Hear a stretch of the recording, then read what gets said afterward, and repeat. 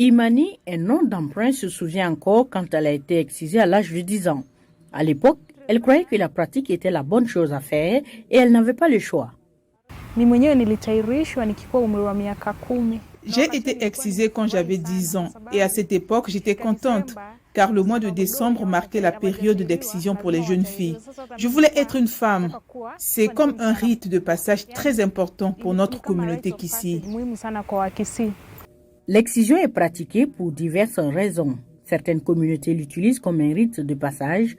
Certains y voient un moyen d'améliorer l'hygiène et l'esthétique, la maturité sexuelle, la possibilité de se marier et l'appartenance sociale.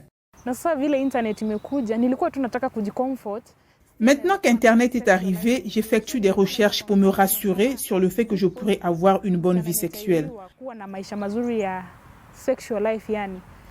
Je lis des articles, par exemple, sur la sexualité d'une fille excisée. Et au fur et à mesure, les choses que je lisais m'affectaient psychologiquement. Alors, j'ai commencé à me sentir triste et je me suis dit que je n'étais pas une femme parfaite. La dernière enquête démographique et sanitaire du Kenya de 2022 a montré que la pratique des MGF est passée de 21% en 2014 à 15% en 2022. La prévalence était plus élevée chez les femmes somaliennes, Samburu, Kisii et Maasai. Cependant, malgré ce succès, de nombreuses jeunes filles subissent encore des mutilations génitales dans différentes régions du Kenya. Si quelqu'un demande votre main en mariage, notre culture est que vous devez d'abord être excisé avant d'être la femme de quelqu'un. Personne ne veut épouser une fille qui n'a pas été excisée. Alors, les mères excisent leurs filles parce qu'elles veulent les donner en mariage. Vous constaterez aussi que le manque de moyens contribue au mariage des filles.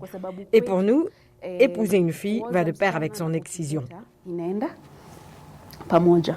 Jedida Lemaron, avocate et directrice exécutive de l'initiative Malkia, affirme que les mutilations génitales féminines sont enracinées dans l'inégalité entre les sexes et les déséquilibres de pouvoir. Combattre cela nécessite de changer les normes culturelles et sociales qui augmentent le risque de préjudice pour les femmes. Cela signifie qu'il faut s'attaquer à toutes les autres formes de violence et de pratiques néfastes telles que le mariage des enfants, la violence physique, sexuelle et psychologique survenant au sein de la famille, des institutions et des communautés.